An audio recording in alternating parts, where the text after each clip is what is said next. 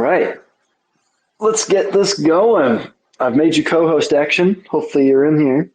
Yeah, hey, this one worked. I've had some pretty good success with Twitter today. I mean, it was only one bad space where I got rugged 3 times. Other than that, it's been pretty good.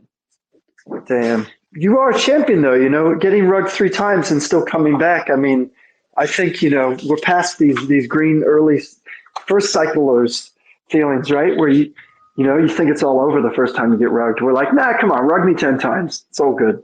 I mean, you got to try again. I mean, that's the way I look at it. I mean, you're not truly rugged until they kick you off multiple times. Oh, bro. And that's a Rocky quote right there. Do we have some backtracks for Eye of the Tiger or something? We got tons of backtracks. What are we feeling today? Where was that? There was a really good one that I really wanted to share with the world. You ready for this one? Yeah, man. Yeah, source it. We're early. So this is like the early bird planning session. Oh man, I got the jam of the day. I want to know if you've heard this one here yet. What do you do with the Bitcoin besides it just gather value? Real estate developers in New York City, you seen this one? Buying the real estate because they want to live in it. Oh, yeah. Like most of the people who are buying assets at some point want to sell the assets at a profit. People that use fiat currency as a store of value, we call them poor. We call them poor. People that use fiat. So talking about what's the new meta where the cool kids listening to these days? Well, it's Lil Bubble remixing Michael Saylor. That's what's going on right now. Good. I saw that one. The guy on the DJ booth was wearing an astronaut costume, right? Yeah, that's Little Bubble. Man, we might need to connect with him and have him do a masked one of these days when at a certain timing. That would be amazing. No, that would be amazing. That'd be so good. I mean, oh man, yeah, he just takes these little interviews and turns it into gold, into things that people can actually listen to and laugh at. Yeah. Honestly, because we need a little bit of this, because we know you got green candles and you got red candles, and people freak out during those red days, Well, it was bound to happen, right? It's not up only, and everyone who might have come in because the hype of everything going on this year, they probably have to deal with this first real sort of like dip experience. Whereas, people who've been here a few cycles, they're like, oh, 30% in a day? Oh, that's nothing, guys. 30% in a week? Oh, that's, I eat that for breakfast type of thing. Like they don't care. They've seen it all before. I've been laughing at this whole thing, dude. It's been really funny. I've just been laughing because here's what most people are not thinking about. Think about the people that bought in via the ETF. Those are traditional exactly people. Right. Those people are not used to this type of volatility in a day's, day worth of trading. And there's all of a sudden it's like, yeah, 20%, 25%, it's gone. Like, can you imagine being the guy that's like, wait, it's all gone? And now they're going, yeah, I want to sell it. I don't want to be here anymore. Just get me out. They are literally the definition of exit liquidity.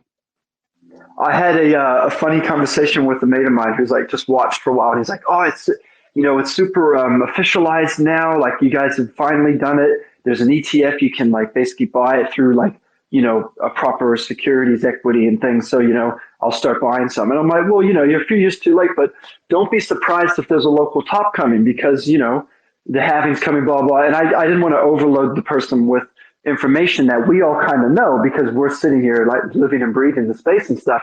I'm like, DCA in.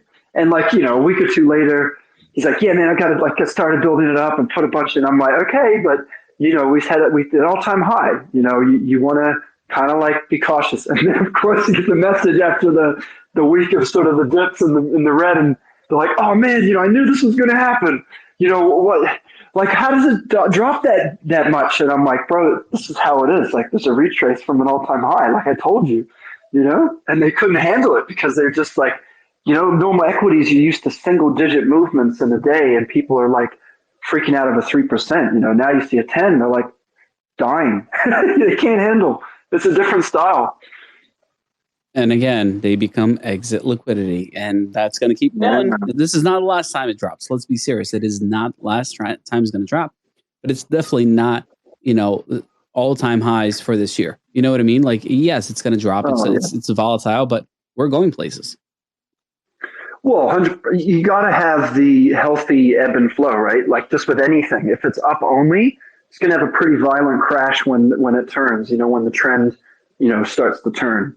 And just like anything, but this is a value opportunity for, not that we discussed trading and stuff, but there was a whole bunch of stuff that I really believe in, like high conviction stuff this year, like, different projects that are starting to release products in the AI scene and, games and all these things. And I'm like, man, this is great. Like I thought I was missing some of these entering, like it was too hot, and then they're coming back. I'm like, cool, man, this is it. Like, that if you're calculated, then you can pick those entries. And I see people calling MASQ for those types of things too. Like I just organically on on the Twitter space and stuff, people are saying, oh, look at this amazing opportunity here. It's coming down from an all-time high that we hit in December, actually, November, December. People are acting on that stuff, so which is good. So I know you don't give financial advice, but how do you feel about the MASQ token?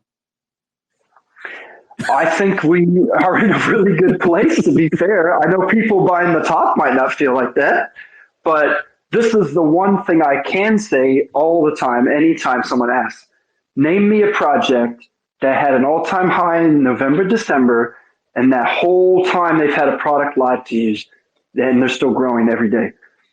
There's probably some you could name, but not many, right? There's not like off the top of your head, people will just, any normal Joe Blogs who's in crypto, and start naming a bunch of them. I love how you like you got ready. Like you might be able to name some, but they're not many. No, I can't name any right now, man. Like, and I'm in the space every single day, top at that time, and still building and having a product that people can actually try out right now. No, I don't think there's anybody out there right now that has what we have.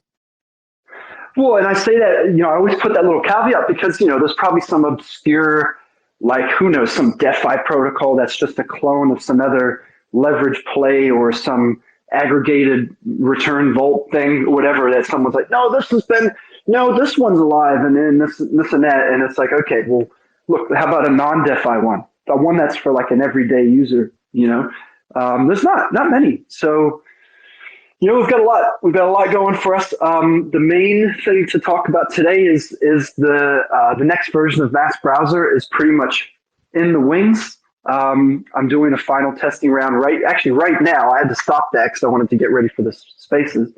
But we've got that ready to go through the last checks, which everything looks really good.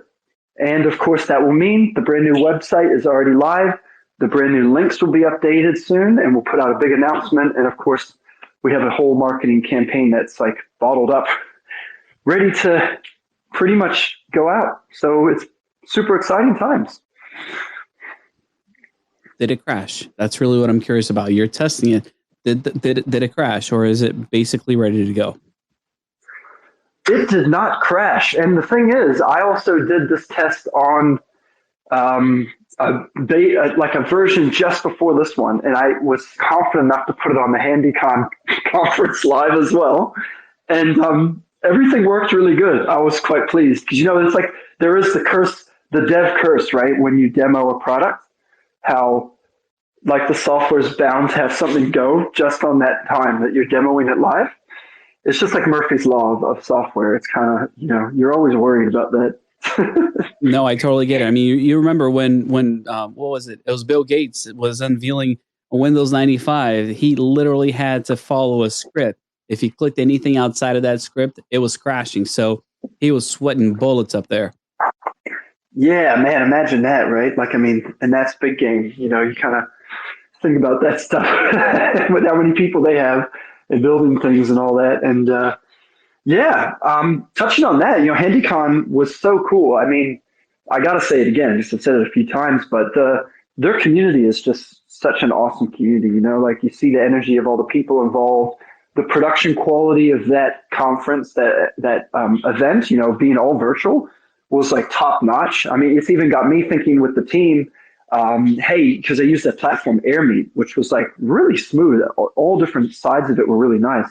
I want to do that for MASQ and actually make that into like a privacy conference, privacy tech and Web3, and, get a whole bunch of, like-minded projects, speakers of different tech, up and comings, and just like, I want to do that this year. So keep an eye out for that. We'll probably start planning something like that, which would be super exciting as well. I mean, it's always nice when you can actually have people that think alike and are building alike in the same space. I mean, it propels everybody forward, right? That's what partnerships are all about.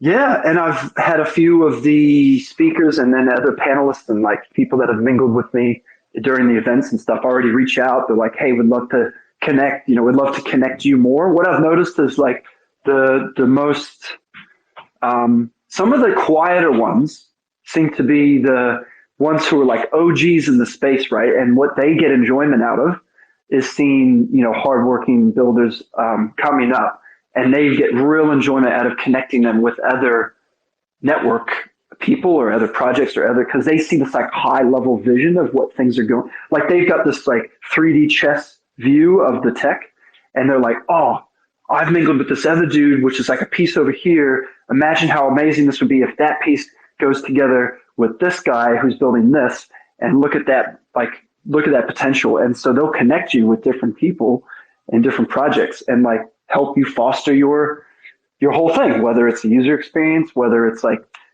two projects that have a similar vision, and now you can make like an amazing platform, strategic integrations. Yeah. So I got some of that out of that meeting, out of those meetings, and it was really good. So I'm pursuing some of those in the next probably 4 to 6 weeks as well.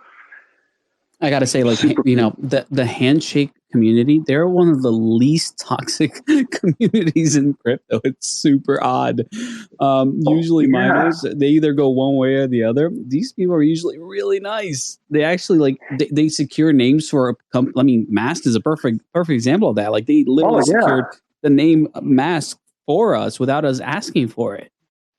Oh, it was incredible, man. It was just, that was kind of one of my first interactions with a few of their community, or truly organically. I was like, wow, this is so cool. And it's just a nice culture. You can't buy culture. We've said that here. Culture is very important in crypto. And you look at things that just have amazing success out of nowhere too, like just the meme culture too. That's a perfect example of virality. That's just unexplained, but people rally around something, whether it's a joke, whether it's funny, whether it's as we say in New Zealand, a piss take, like a meme where it makes fun of something. It can catch. And then when you've got something really value add for the world, like whether it's decentralizing the namespace, like Handshake, or decentralizing freedom, like MASQ, it's like that's something people will rally behind. You don't need to pay people to do it.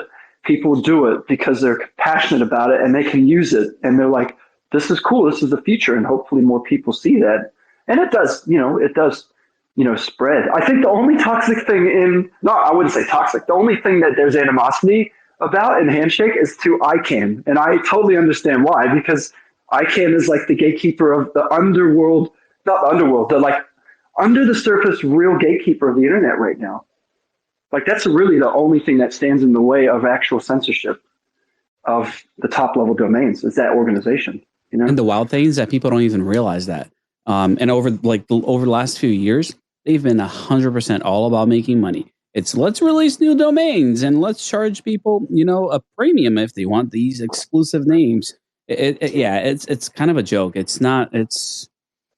I'll say it this way. I've made a lot of money buying and selling domains over the last decades, but I still hate how the system works. I really do.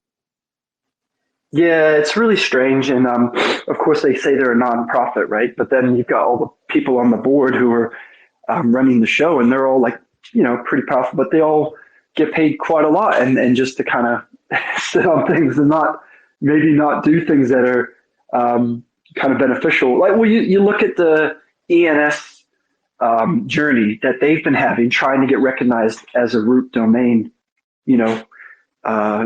aspect, like just to get .eth, they can't do it. They're being blocked all along the way. And some people say, look, that's good. We don't want to deal with Web 2 officially like that. You know, we're fine being decentralized. But if you just accept that there's a wall there, it's very difficult for people on the other side of the wall to even know that there's a way in. You know, you don't want them to have to dig a hole underneath the wall. You want to open the bridges and open the gaps. Say, hey, come and look at what we're doing. You know, so they're trying. I mean, there's lots of ways through. And HNS, you know, stands in a similar camp, right? They've gone full blockchain version, which, you know, makes sense. Why wouldn't MASQ integrate with that? Because that's the actual decentralized layer. If everything else fails, and as long as you've got peer-to-peer comms, technically you can still make an internet work, or like the original design. And now you've got it secured by blockchain. It's pretty cool. Like it's supposed to be, you mean? Yeah, man, exactly. And one other thing I actually wanted to mention that I think some people might have missed that segment, and of course it was PST time, so a lot of people in different time zones probably didn't get to catch the Handycom. Matt Shute, and I have to call him back again. He runs this Web3 camp, he said. It's in Cali. He has lots of people, he said, come from all over the world. There's one coming up. And he said they literally do have the godfathers of the internet that come and do workshops and talk to people like face-to-face, like Werther's Lee, you know, the guy, the original founder of the World Wide Web, and all sorts of people like godfathers of encryption. And they're literally sitting there with like Web3 builders talking the talk, like, you know, philosophical debates about the future. It's super cool. And I mean, if I had the means, I'd probably go over there for one of them in the next year or two, which would be cool. Kind of hard with kids though, but I was going to say that the kids definitely make it hard, because if it wasn't for the kids, like if it's SoCal, you got to play you got a room at my place any day, man. No, we'll be harvesting like the fruits of the labor of your land and stuff, man. I'll be like showing recipes for you. We'll brew some beer. Who knows? We'll do all sorts of things. Oh, I actually got a buddy of mine that does that. I've been telling him to come over so we can do it together. So I got the resources. That's it. I mean, this would be the coolest thing. Look, someone has probably done this, but imagine if you had like a mining setup and then the energy for that or vice versa would also be brewing beer, or the off product of brewing beer is then used to mine Bitcoin. Like that'd be so cool. Like Bitcoin brew. You know, if that becomes $1 million idea, please just send me a little bit of Bitcoin. If someone does that, like that'd be so cool. Yeah, let me make sure I can secure that domain name.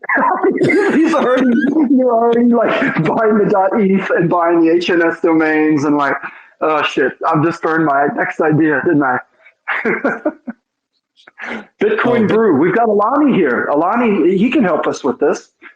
There you go. He just dropped off. Bitcoin Brew is going for $4,600 right now, actually. Wow, that's a bargain, man. That's only like 0.08 of a Bitcoin. Yeah, and IO is already taken, so like people are onto this. And we got to look at this, man. We get sidetracked with these cool ideas, but yeah, it's good. You got to talk about this stuff, right? Like actually, it will help the creative juices flow for other things, and you know, there's a whole way that it expands. Yeah, I mean that's the story of my life. That's what I do on a daily basis. It's let's talk about X, Y, and Z. All of a sudden, we're like in a bunch of different letters of the alphabet. But hey, it's there's purpose. It's beneficial, and everybody wins at the end of it. You know? Yeah, that's so true. But I know a lot of people have been kind of really just waiting for this next release. So we've been pushing real hard. I mean, I'm really, really confident about everything I've tested. I've been pretty much testing like all hours of the day and building with the devs every evening. And I know I might sound like I'm repeating that, but it's because it's like happening. That's how much we're trying to push it out, working a bit of the weekend as well. So yeah, we're really, really happy with the current setup. So we're hoping to push that out ASAP, you know, under a week. Let's just say I don't give dates. I usually don't even say that, but I'll say under a week at the latest, which probably means it's earlier, right? I like to trick people kind of when I do give dates, but under promise, over deliver is like the key, right? The best way to do it. It is. So anyone who does listen to this, I know we've got a lot of excitement and things moving around in the markets and in the project space. And actually, the NVIDIA AI conference is going on. People might all be eyeing up that sort of sector as well. But we'll come out with fireworks as an underdog as we do, showing some cool stuff. So one thing I want to emphasize about this release, the reason it's so important is because, and the reason it took a while, is because we did take a lot of time to redesign the user experience. And so now anyone stepping into the MASQ browser just gets to actually see it as a browser, like an everyday browser straight away. Like, we had a lot of setup steps at the beginning, and yes, it was under a minute and a half, but we realized, like, why stop people with a few little hurdles, not hurdles, but a few checkpoints along the way? Why put those in there when we can just have them use the MASQ browser and then connect for the privacy tool with a couple clicks after? Let's have them browse first, because that's what it is. It's a browser, right? And I think people will be really happy with what they see now with that change of direction. I mean, ultimately it's about adoption, right, Corey? So it's making sure that it's easier for people to get onboarded, because as soon as you have to say, like, we're going to onboard you onto something, like, you already lost them. Well, that's so true. Yeah, you talk about onboarding, and even our messaging. I've been slowly shifting with the team, the marketing crew, and our content curators, which we started, doing a lot of alignment meetings and planning for this big push, starting any day now. That is a big part. Is like, instead of saying onboarding, we're going to say, like, adoption, user adoption. How many people are, starting to be a MASQ browser user? Not a MASQ privacy tech user or MASQ network user. It might just be a MASQ browser user, because it's all in there. But some people might not want privacy all the time. You got people who like to do all sorts of things on the spectrum of privacy. Some people just want to browse on a cool browser. Like, they like to try stuff. Hey, we're going to capture all of them. So, we've got some lofty goals with this release in the first sort of couple weeks. We've got 3,100 holders of our test token. Now, remember, every single new user who sets up MASQ and the wallet's never been used, with the testnet before, it's going to drop them some test tokens straight away. So we can use that as a very reliable metric to kind of look at, like, the user growth with new users. And I'd like to see that double. Our goal is to get to 10,000 users, which is just over 3 times the user count we have now. So we've implemented that into our marketing strategy and the way we're going to outreach to everybody, and starting to get some connections with other people to help push that. So it's cool. It's like, we've been having lots of time to plan this. So, we're very ready. So yeah, I'm probably being a bit more humble than I should be, but that's my style. just a little bit. So when are you going to stop being so humble? When is that happening?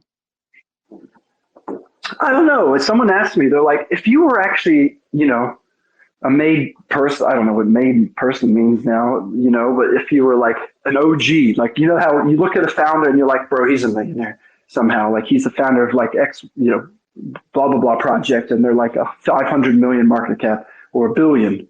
Like, they must be a made man. I don't know if that would change me much. I don't know. I'm not the type to, yeah.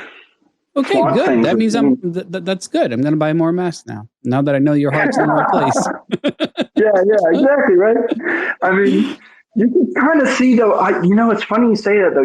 I have seen, because we've been here 7, 8, 10, whatever years, like, you do see that sort of personality arc of some people online, when they start to get real opinionated and they start a little platform of their worldview and stuff, and you can see how it's changed. It's quite interesting to watch. I'm not saying that good or bad, but it's just interesting, with some people. I'll say it. It's awful. If money changes you, you got something to work on, man. Like, you got to figure out who you are before you have money, because then when you do get it, you get to enjoy it. It doesn't dictate how your life should be. You know what I mean? Like, that's the biggest problem in Web3 a lot of times, that people do come into money rather quickly, and all of a sudden they become a different person. It's like, yeah, I should get a new wife and new kids, and yeah, I don't need any, like that. That's what infuriates me.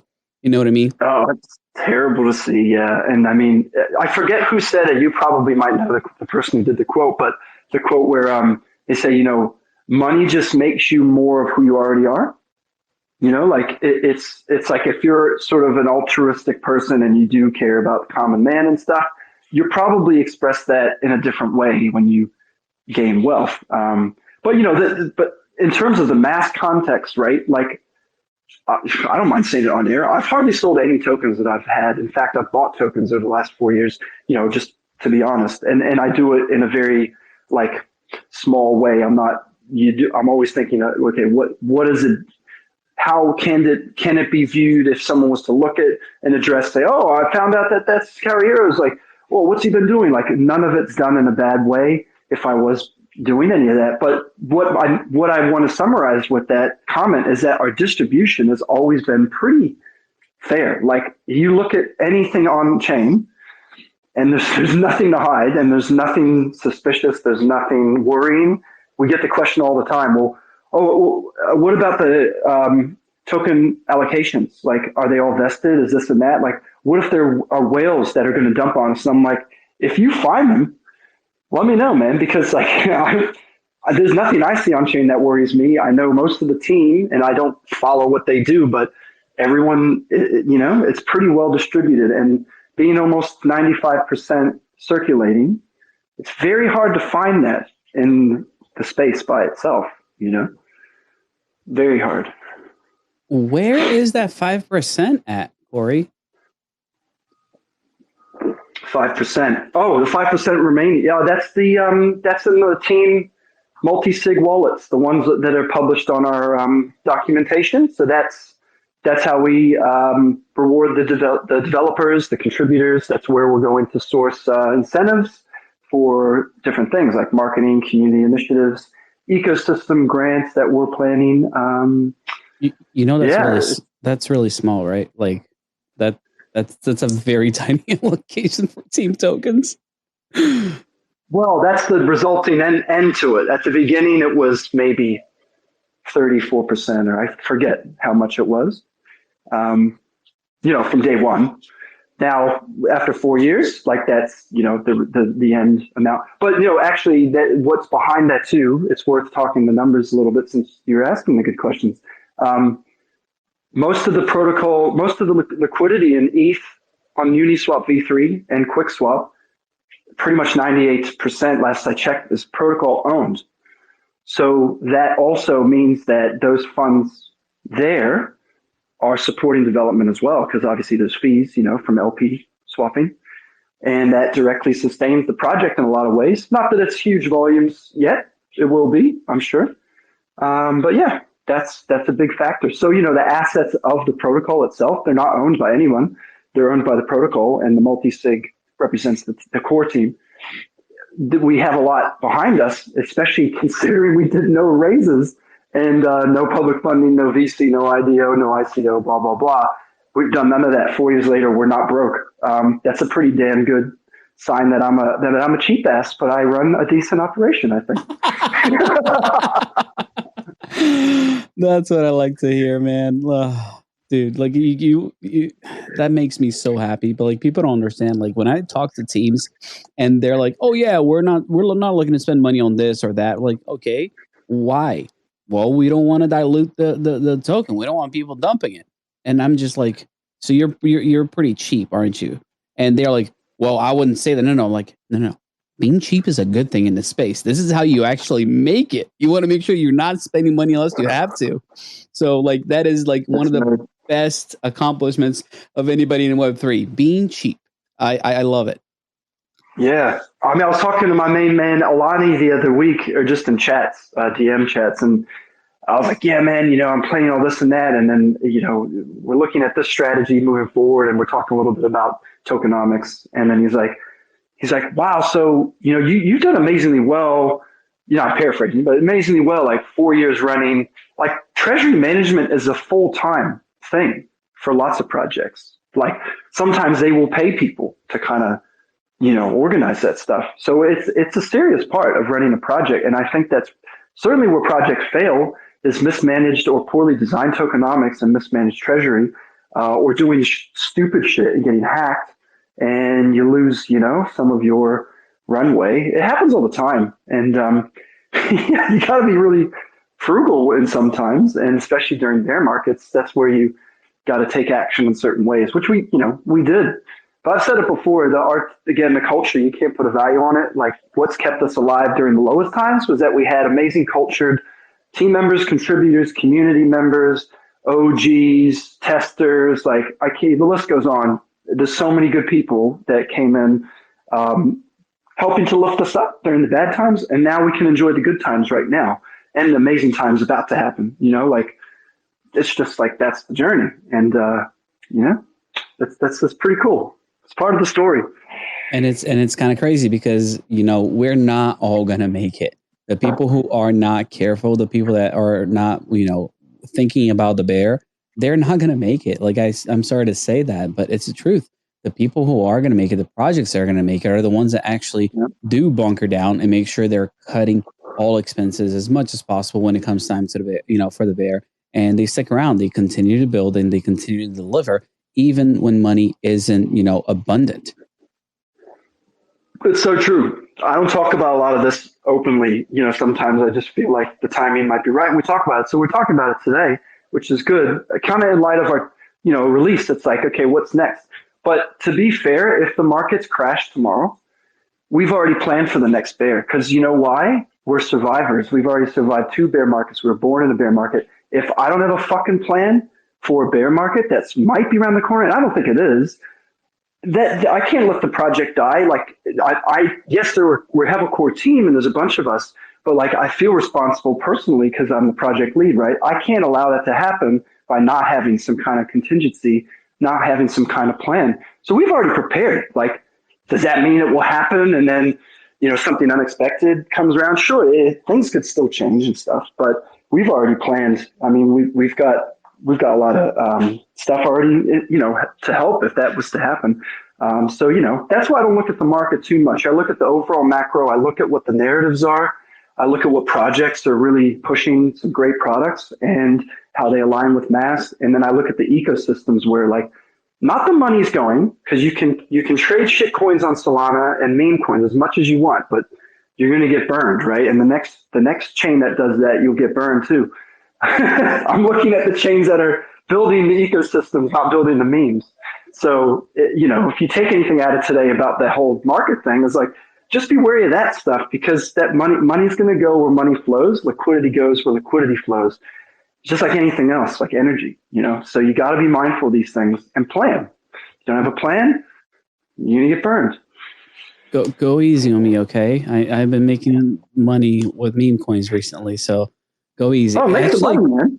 Funny thing, somebody, a part of the team on MASQ has been like DMing me going, yo, what's the contract address for this token that's dropping? Oh my God. I don't want to know who that is. Yeah, no, they didn't tell me I should be sharing who it is, but I mean, I do get the insight, right? Like I jumped on the last 2 meme coins that I jumped on. We went up to 40 million as far as market cap goes from $4,000. That's amazing, bro. Yeah, amazing. So it's been a fun ride. With your brother here. Come on, man. Give me some tips. See, because I'm wearily testing and building software. I don't have time to do the meme coin research. I need reliable sources of info. That's me. I don't have time to do research.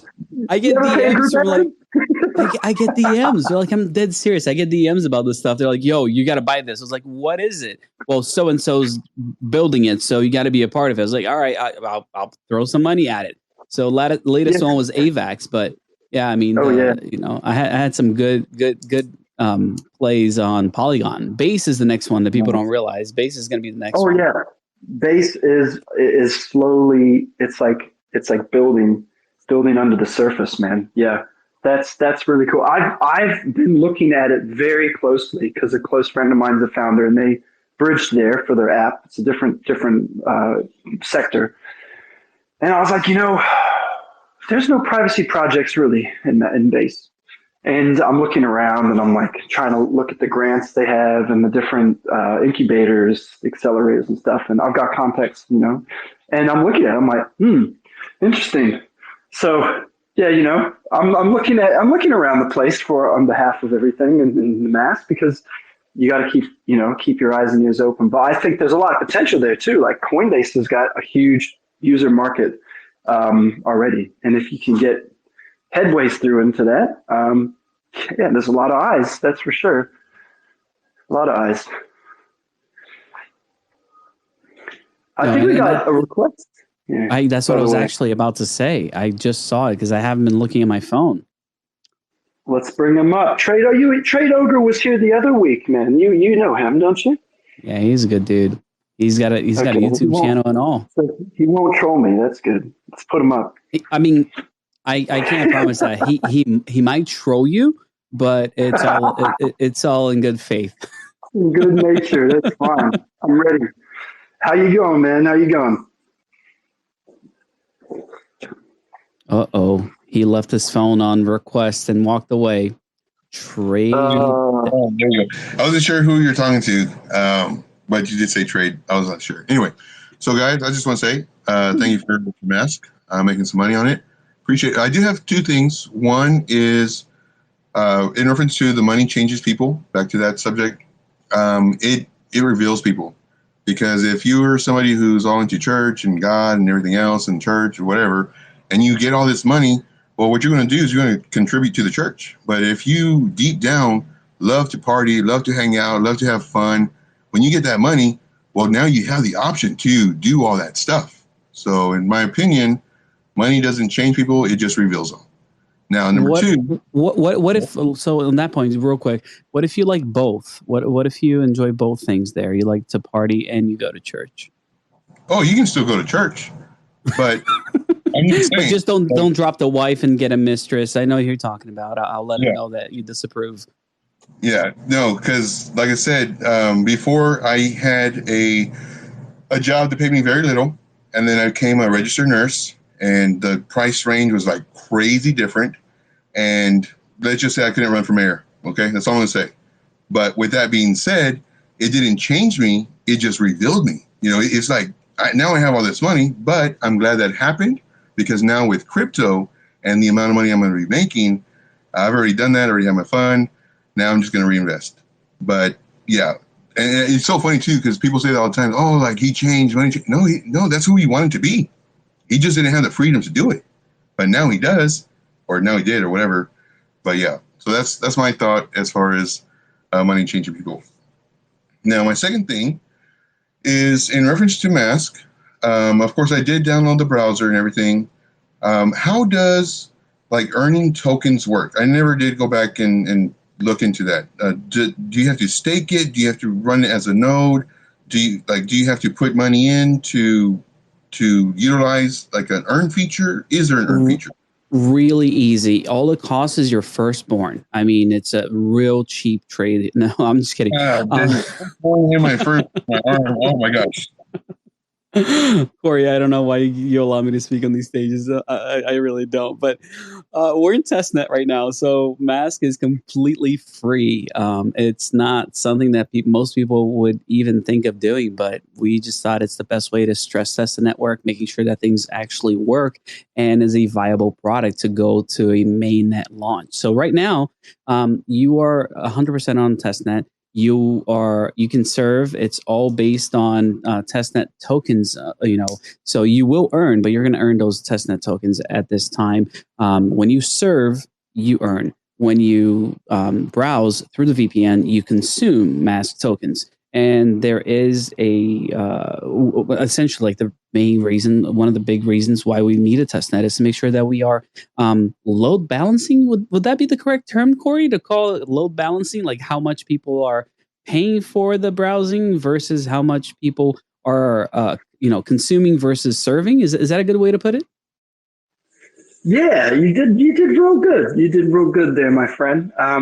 Yeah, it is in testnet. And but yeah, with the monetization part, like when it actually becomes mainnet token being used, you serve to earn, and you browse when you're browsing, you're paying, and it's all peer to peer. So like, there's no central reward pool or something where everyone gets diluted as the more people go on. It's all like peer to peer. It's imagining we are fundamentally different on a lot of levels, including the tech from Tor. But imagine if Tor has an incentive model. People running Tor nodes to serve others would get paid when others are routing. That's pretty much what we have. There's no staking involved. There's no, at least now, there's no model for that at the moment. And there's no like initial payment to, I have to pay this to actually use it and earn. It's all sort of like pay as you go. But we do have the premium features, which we're building more and more into that model of the browser, where if you hold certain amounts of MASQ, you'll get better features, or you'll get something that we're going to showcase in the next version too, is serve only. So let's say you just want to browse like your normal browser, no privacy network on, no MASQ network on, but you want to serve in the background. So if you are routing traffic, you can earn. That will be a premium feature. So you can browse away, do all the stuff you want to do through your normal IP, have your MASQ node running under the radar, like not on the radar, but like under the surface there in your computer. And if you're routing traffic, you can just see a little ping, ping, ping, MASQ tokens going into your account. Now, of course, the earning has to, the earning will be based on network traffic, right? So that's why it's always about users. The more network expansion we have, the more users that are serving and consuming, obviously the more bandwidth is going through, the more monetization's happening, the more tokens that are happening. So what we look at closely is on-chain. So right now we're looking very closely at the test token chain contract just to see the activity. And then when it's mainnet, people will be able to see, wow, yesterday was 1,000 transactions. That's a lot of traffic, it's those types of things. Hopefully that helps answer a little bit. Yeah, no, that's what I kind of figured. You just using the bandwidth, and because that's how a lot of them are. Where they just use the bandwidth and you get rewarded. And then for this one, you have to hold tokens, which that's cool too. But yeah, man. But I just want to say, like, I'm loving it, and of course, action. Like, dude, I love how honest you are, man. Like, you are so crazy honest. I was listening to you on, I think a couple days ago, and like you just like the honesty is like. You wouldn't expect that from, somebody in your position. So I love you for your honesty, man. Keep it up. I appreciate it, man. Then it goes back to what we talked about, right? Talking about the whole revealing thing. Like that's where I'm at. I don't want to change one bit. I'm going to continue to be exactly who I am, through and through. I mean, that's not going to change. I mean, and you can ask Toki. I took Toki around. So he's in the audience. I took him to a conference. And I showed him how crazy people like to party and the way people behave and all of those things. And we looked from afar and going, yeah, don't do that. Don't do that. Like I literally walked around and showed him what not to do. Yeah, you got to show them the ropes, man. And these conferences can get wild, right? Was that the Florida one? It was that one was a mild one because it was Orlando, right? And not Miami. Yeah, not Miami. Not Miami. No. Yeah, George was in his best behavior. Let's just put it that way. Nice. Well, I'll second what Trey Doga said, man. You're a super honest guy in the space.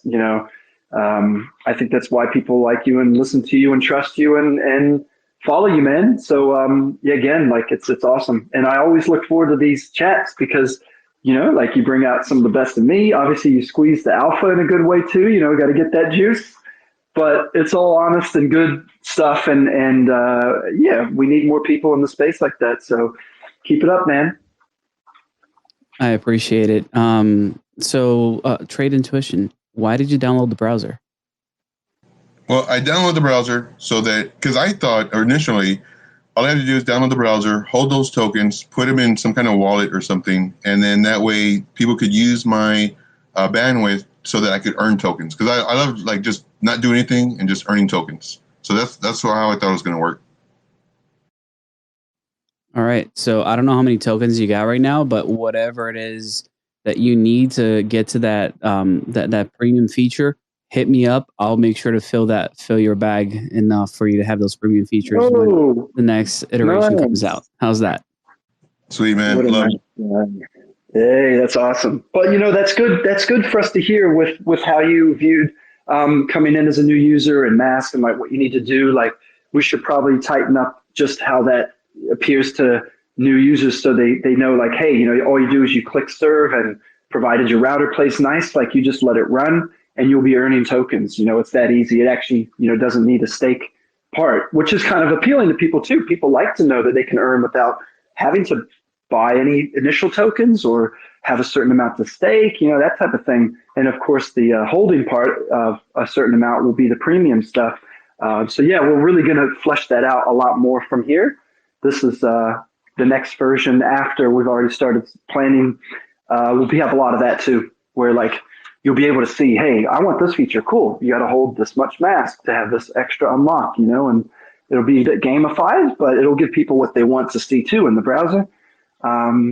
And partners will come in with little loyalty features and perks and things. So we're really working hard on that behind the scenes as well. But it's as simple as serve to earn, and it's going to be pretty exciting. This next version lets a lot more people serve too, because we fixed a lot of little quirks there that were stopping people. Yeah, for me to serve, it was a little bit of a pain. I gotta be honest with the last one. I actually had to have it. What is it like? I have a few layers on my network. I had to push it all the way up front. Let me just say it that way. You've got like a double NAT situation where you're router behind a router type of thing? It's actually triple NAT, to be honest, like because you have virtual networks. It's a little messy over here. Oh, man. No, we've actually got another optimization. Might not make this cut because I don't want to delay the release any further, but we've got one extra thing we probably pushed after that will give people who are more technical, obviously, who have a setup that's technical, fix that stuff, which is good. Yeah, no, my goal, I actually already have a computer set aside to just serve MASQ. I have 2 internet connections, and one of them is literally just the backup, and like that one, I'm not using it technically unless the other one fails. So my goal is to serve it 100% through MASQ and just let it rip. I got a machine dedicated to it, and it's going to run. Nice. I'm sure there's a lot more like you out there too, listening and coming into the space, joining MASQ community, because like you'll kind of be like the anchor points of the network, really. People like you who might run it like that, or run it in a cloud instance where it's just dedicated to run, not consuming, not browsing or anything. They just run it as a serving to earn node, $1, whatever, just a couple bucks a month, and earning those tokens. So yeah, that's what I did back in 2021. I bought like 5 or 6 computers just to do kind of like what this one's doing, where I just had my wallet running or tied to that computer, and then it was just using the bandwidth, and so I was earning a bunch of tokens. So yeah, that's what I want to do with this one too. I just got to figure out just a little bit more about it, but I have it on one already. Yeah. Nice. Yeah, and we have had chats already with ways to make that stack a bit more with other communities who already run nodes. Like you might, like yourself, you might have a one machine. If you could run several earning projects into one, you're just stacking your node stack, really. You're like making a node stack where you can earn from MASQ, you can earn from this other one, Presearch. We're trying to work with them, but it'll be super cool if we end up being in a node stack for lots of things where you don't pay any extra to run your hardware or your cloud server, but you're earning from multiple revenue streams. That's the key, You just gave me the best. All right, you know what, Trade, you can use this one, but that is actually a banger of a title for a YouTube video. Stacking nodes on a single machine, and for node passive stack. income like that. That's a big one. You can get some good views out of that, I'll tell you. I just wrote it down. Yeah, and that's what I actually did. Give me my 1%. If I have a 1% royalty on the node stack trademark, that'd be great. That's what I actually did back in 2021. Because I didn't want to drop the name or nothing, but with Presearch, you had to have so many per computer or per IP. So that's why I bought those like 5 computers. Plus, I was doing the AWS from Amazon, the servers. I had like 10 of those, and so I was just racking up a whole bunch of coins, and that's what I like to do is just set it and forget it, and let me earn that free cash, free coins. That's it. And that's the thing, like getting in early, right? Like that's the key. It's not only running those nodes, but getting in as early as possible. And that's a cool thing for me with MASQ, because hey, mainnet's not even out yet. And when mainnet's here, well, I'm already going to be all set up and ready to go. Yeah, you guys are at the ground level, man. You've already practiced setting it up. You already know the little quirks in there that we're constantly improving. So you've been here the whole journey, or a lot of the journey, and you know how it is. The minute things go live, there's the masses that jump in, and like the people who are there first are already set up. It's like first mover's advantage. Which brings me to a really important question. Toki, have you downloaded the browser yet? I actually just downloaded it, and I got through the password setup. So it's testing. Amazing. Pro user over here, guys. Hey, I'm moving fast. I was trying to get through as much as possible before you guys stop talking. That's good. That's good. Is this password 1234? I'm not sure though. We got to double check. Yeah, I don't use simple passwords. Actually, no, he's doing. It's PA55WORD. That's a go-to one. That's only on my work computers. Yeah, you laugh. That was actually like the admin password at GE Healthcare when I worked there like a decade ago. It was literally PA55WORD. I'm like, this is just password with 5s instead of S's, right? Yeah. Like, this is not good. Well, dude, at least they had a password. Military installations where the password was genuinely so simple that all you had to do is look around you, and it was either on a Post-it note already, or on some cases, it was just the name of the building. And Wow. so you could just walk into any place on part of base and just be like, yeah, no, the password's the building. And you're like, are you sure about that? I'm like, I don't even work here, but trust me, that's probably the password. And like 85% of the time you were right, which was terrifying because that's on a amazing. military base. That's a really good idea. I'm gonna start putting Post-it notes on pictures that I take as if they were either my password or like my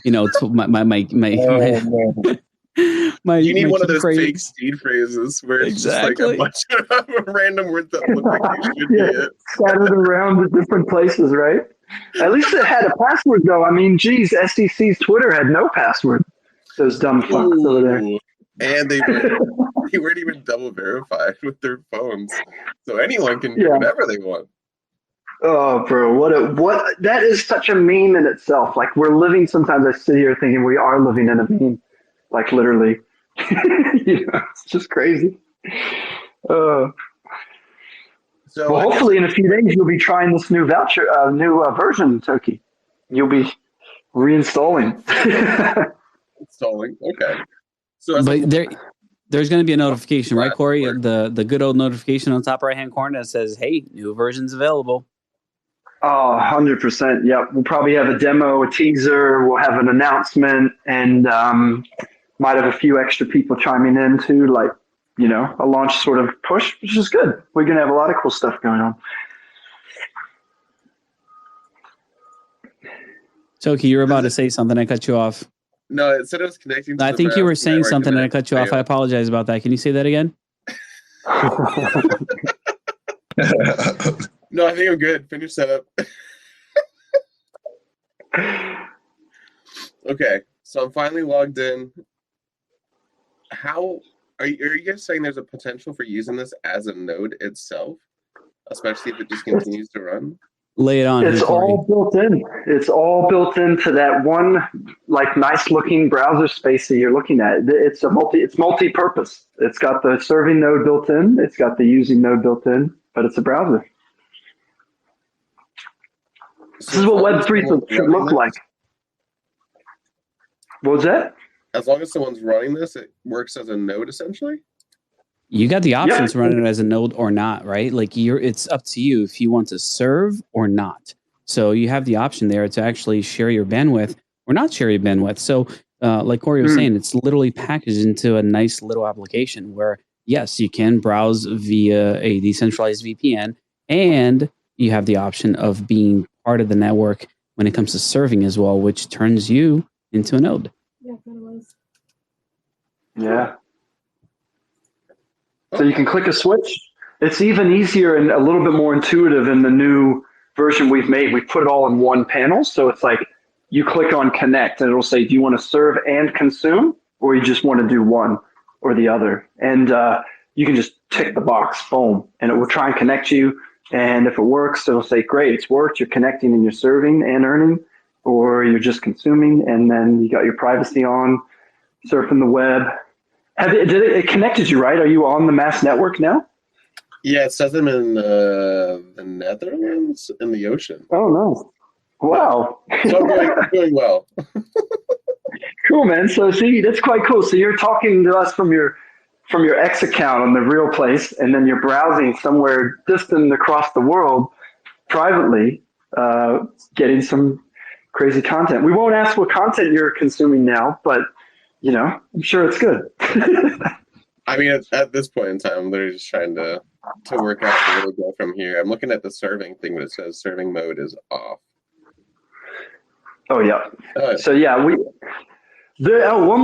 thing we haven't actually said at all leading up to the release, just to try and test things out. We've removed the speed test as well. We're not sure how that will, what the effect will have. It's probably not going to do anything unexpected, but we've turned off any speed test just to see how it works for most users. So you won't have to have a minimum speed to try and serve. Obviously, if you're in a place where your internet's not good, you'll just probably not stay connected because it will just disconnect. I mean, I'm wired in, so I'm pretty solid on this internet. Yeah, you're probably on fiber or something. And those are the types of users you kind of want, because if you've got fiber, that means boom, anyone routing through you is like great connection, great latency, good bandwidth. I guess my next question then is, so it says turning on serving mode has negative consequences. Are you sure? And then it goes through this kind of explanation of disappearances. Are those disappearances within this network? And is that just because you're turning on serving mode that you would have those negative consequences? Isn't that necessarily a bad thing? Yeah, we've actually looked at changing the word. Well, that modal has been removed too, but the reason we actually had an explainer on there is because, like, if you're running your software for a while, you might be interconnected to lots of peers in the mesh, because it's actually a mesh network. It's not like a linear network.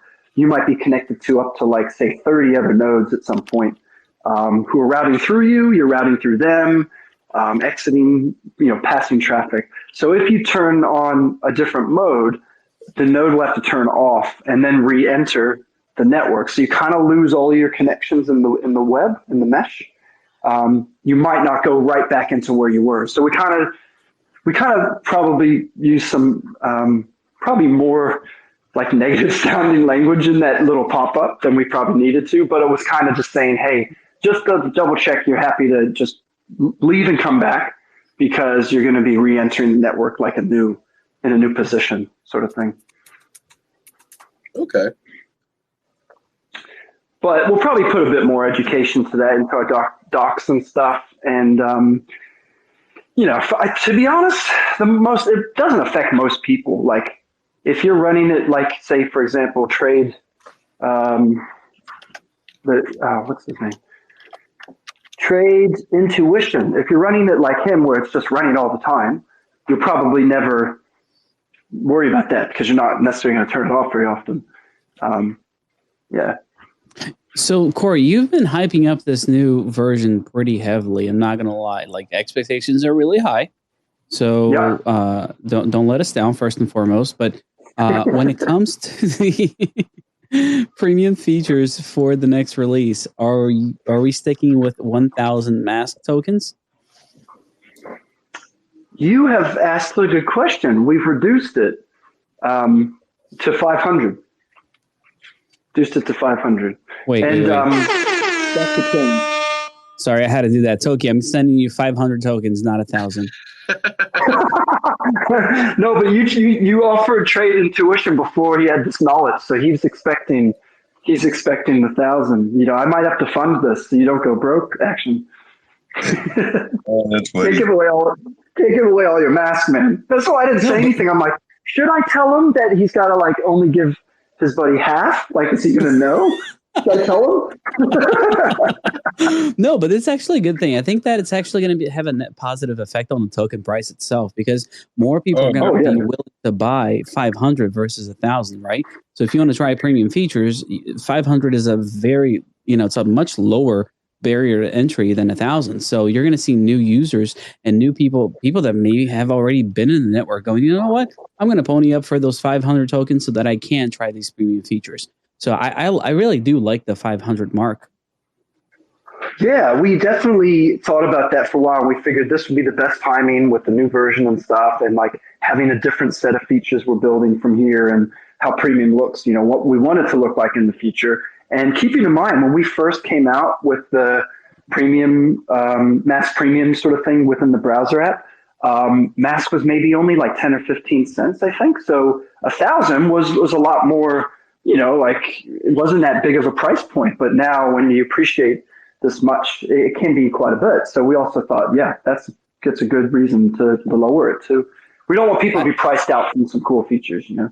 Yeah, 100%. And I think just to clarify things, I am not in the background like sending messages to Corey. Sometimes I do when there's like funny things happening, but like I really did ask that question just because I thought about it. Like that was not pre-planned. No, we haven't DM'd at all this whole session. Which see, it's like, you know, we're on the right level. It's been good. Maybe we're doing some. Yeah, go for it. So I tried hitting the serving button in order to try and turn it all on. I went through the password portion and all that jazz. But it's saying that my node or sending forward on the node is failing, and then it just reverts back to fetching my IP address. Do you know why something like that might be occurring? Is it because I need to change the node that I was on? It says test router port forwarding on port 6323. Yeah, so chances are, and we've also increased like the feedback on that. So like when you're trying, it'll tell you different steps. Hey, this is what likely failed. But it sounds like from the version you're on now, like it's probably tried to interact with your router to let you do serving, because you have to have a port mapping on there. And some routers don't play nice. So if you click that and it tries to do it, and the router says, "Oh no, you can't open this port," it'll fail that step. Because then if it keeps going and tries to connect, you'll just kind of be sitting there thinking it's working, but no other nodes can communicate to you. So it's probably a router thing. You know, if you're someone like Action, you might have more than one router. It could certainly be that as well. Just three, man. Like don't rag on me. Just three. Yeah, you might want to take a look at port forwarding. That's what I ended up having to do. One of the reasons why I moved the serving like all the way up the chain is because I did have issues with double nats, and the ports were just not playing nice. Yeah, I may actually have that issue just because of who set up the internet here. Yeah, it's one issue that's so different from user to user. It's quite hard to kind of get around. Although, you know, what we've tried to do is slowly build up our like guides and things like that. We'll probably do a number of videos. And then in this newest version, I know I keep hyping it up, but it's because it's got so much good stuff in there. We've even added a link in this new one. So if it fails on that step, it'll say, cool, you can try and open it yourself. If you want a guide, from what we found, the best guide online is portforward.com. And they've literally got thousands and thousands of routers, models, makes and models. You can look up the guide and have a walkthrough for each router to try and open it yourself safely. And hopefully that gets you unlocked and you can go. So yeah, we put a bit of thought into that too. That was a thing that a lot of users were getting frustrated. They wanted to try out the earning, getting ready for mainnet, and it kept getting blocked at that step. So a lot of work went into that piece too. So hopefully this next version, Toki, you'll be good to go, man. We'll get you set up. It sounds like all the improvements you're making are really on key with what the community is demanding. So I'm excited for it. Yeah, thanks, man. Please come into my, jump into my DMs, like come into our community. Be so keen for any of you guys listening, feedback as well. The minute we launch, I might even DM some of you and just say, hey, man, it's coming out. Get ready, and just give you guys a little cue. And then you guys can try it and give us your feedback. I know if I don't see it first, Action will let me know. So I will. Yeah, Action will probably drop it. Definitely will. I didn't know I forgot about portforward.com. I honestly forgot this thing existed. It's good. They have so much on there. I've had to go on there so many times just through testing. I've shit, I've got like 6 routers I've owned now because of MASQ. and Starlink with some like custom modifications. I've probably voided the warranty many times over on it. Yeah, trying to like fiddle around. So anyway, by the way, anyone who's listening and who is on Starlink, they use a tech called CGNet because they don't have a shitload of IP address ranges. They share IPs, so you can't port forward, sadly, at the moment. So unless Elon does some kind of major hardware changes, serving won't work for Starlink unless you're like Action and you can like multiply your routers and do lots of cool stuff. It won't work out of the box for serving, sadly. But consuming works great.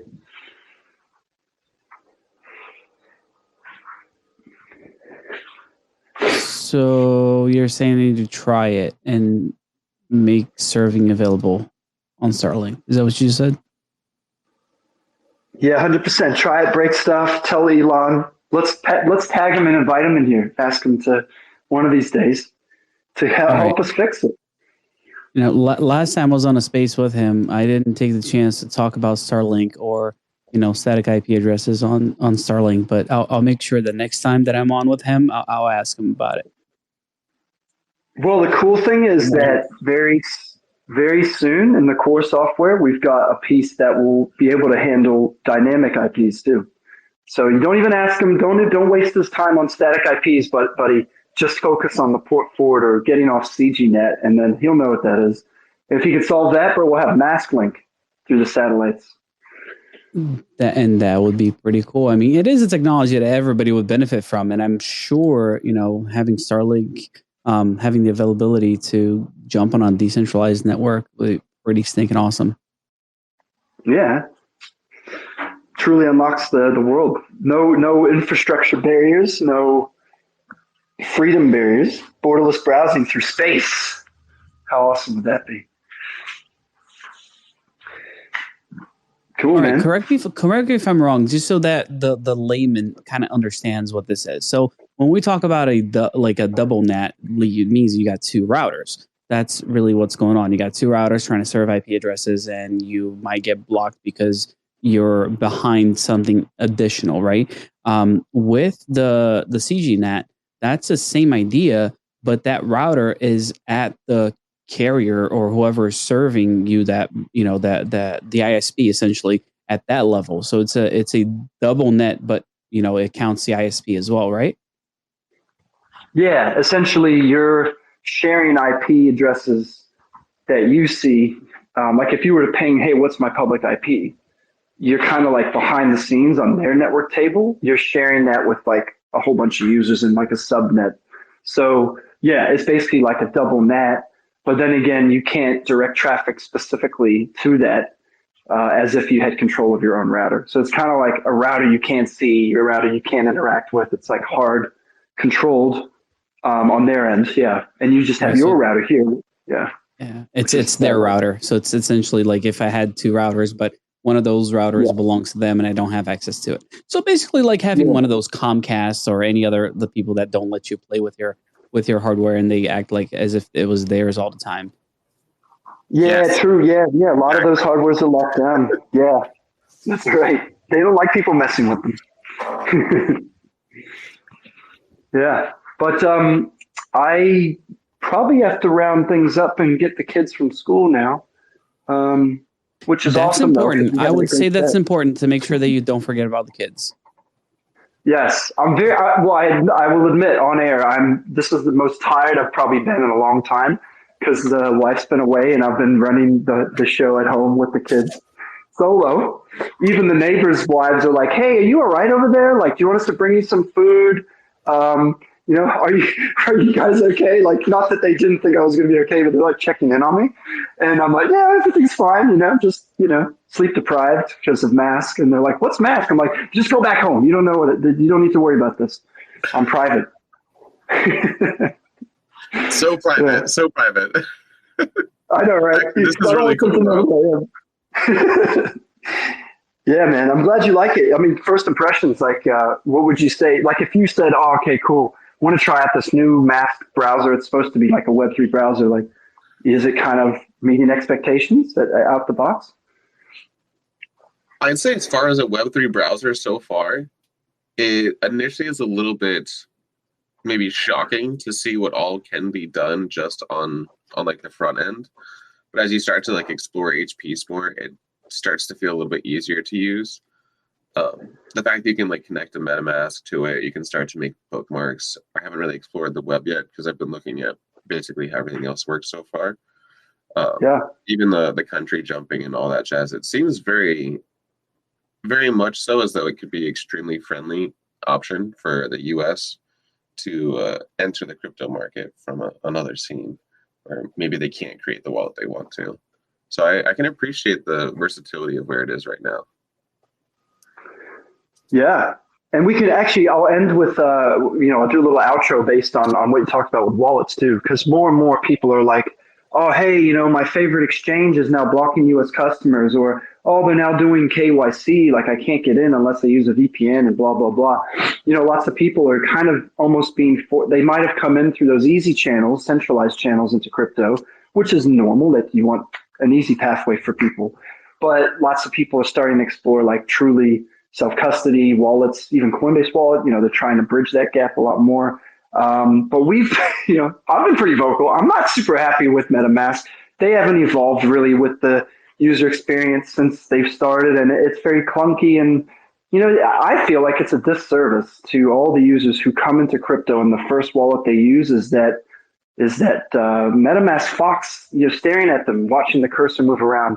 It's just like, we're better than that. So we've actually shipped for the very first time, I guess you could say it's a competitor, I count it as an alternative, Robbie Wallet in this new version too. So that's going to showcase as well, giving people an option. Super friendly to use. It's multi-chain, which is the world we live in. Everything's multi-chain. There's OG chains, but there's lots of new chains. And it lets you safely, it's got a big focus on safety, which goes hand in hand with privacy and security. People, I think, will be pleasantly surprised using it if you haven't, and slowly move away from MetaMask for a lot of reasons, but also that the user experience isn't that nice. So why ship something that's kind of dated and past its expiry, in my opinion, with what we want as a leading edge Web3 browser? So you'll have some choices now. So I don't know if you're a Robbie user yet, Toki, but maybe I'll convert you to trying it out because it's really good. Maybe. I mean, Robbie's good. MetaMask is okay. I'm a Frame user. I'm like a power user. I use Frame to manage all my dozens of wallets like a madman. I probably am a secret millionaire. I don't even realize I've got some shit coins that are like worth $1 million in some random wallet I haven't checked since last cycle, probably. Who knows? I'm sure Action has these moments. I found $10,000, dude. Like, well, at the end of the season, yeah, I downloaded. I knew you had the story. I knew it. It was so funny. Like, I downloaded Zeo before they launched. Like, those guys reached out. I was like, hey, can you test this for us? So I downloaded Zeo, and they have this cool aggregator that will basically sum up how much money you have in all different chains. So it will aggregate like how much you have on Optimism, on Polygon, and they'll also do that for your NFTs. And all of a sudden, I pop this thing open, and I'm like, wait, I have money? I thought I was broke. Oh my gosh. That's incredible. That's so good. Well, did you cash up? Was it a liquid, or was it actually able to be sold?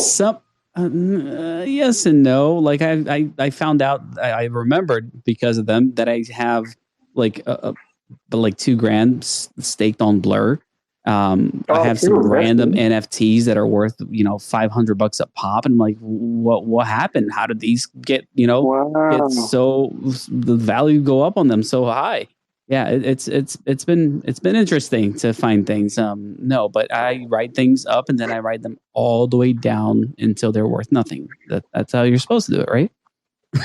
Yeah, but then once you've suffered that so many times, like the karma gods of crypto will do what they've just done to you, and you'll open up a wallet that you thought was worthless, and they'll be like, you know what?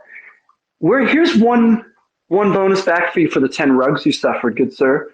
And it'll be a wallet with some things, and they're like, oh, I totally forgot about this. It's like the forced hodling that we all need in our life, One wallet out of 10, we should just worth HODL, and it would just be worth, all the losses we had. That is such a good way to say it. Yeah, I mean, I for some reason, I have like $1,000 in optimism that I never use. It's just sitting there. I'm like, wait, how did that go up there? Yeah, it's all over the place. It's been a lot of fun. Oh, that's good, man. Now, I found some in Phantom the other day, and I just saw that Phantom's kind of trying to push the tech out and stuff, and I'm like, well, we'll see if we can do another Andre cycle maybe. I'm not putting more money in here, but I see some that I thought it was worth 0. So look at that. It's amazing. But yes, in that same token, I did find lots of things that are literally worth 0. Yeah. I got 300,000 tokens that are worth 0. Then I have another, 850 tokens that are worth 0. Like them. Well, this one's worth 2 cents. And I have, So there are those as well. Of course.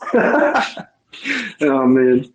Well, it was awesome chatting with all of you. I'd love to stay longer. I've got to run and do the pickups now. But hey, thank you so much to Trade Intuition and Toki. So super awesome meeting you here today and speaking and sharing, some of your thoughts of using the browser and stuff. And we're building this for you guys, man. So feel free to keep coming in and telling us what you think, helping us build. It's awesome. Awesome, man. Thank you. Thank you. Yeah, no worries. And we'll try and connect after this too. So for people that want to check out the website is live. You just go to MASQ.ai. Is that where they go? I learned something new over last weekend as well. I've done the forced redirect properly.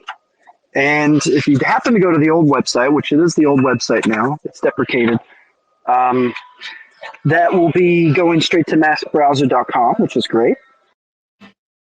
And if you do go to maskbrowser.com, the newest website is live now, so you can check that out. All right, buddy. One quick note, make sure that you do the same thing for www as well as the root domain. You got to set that 301 for the root as well, just because the www does send us to maskbrowser.com, but the other one's still going to the AI site. Ping me on that if there was one missing. I'm sure I did both, but maybe it's not forcing the SSL. That's all good. Let me know, and I will fix it. But yes, maskbrowser.com is where you got to go and check out the links there and the install links now in that nice little menu. They'll be updated with an announcement for the brand new one coming out any day now. So super excited for that, and we'll get all geared up for the next leg up. Awesome.